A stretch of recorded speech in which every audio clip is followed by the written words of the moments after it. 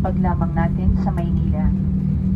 Manatiling nakaupo at nakakabit ng seatbelts upang maiwasang masaktan sa biglaang paghinto ng eroplano.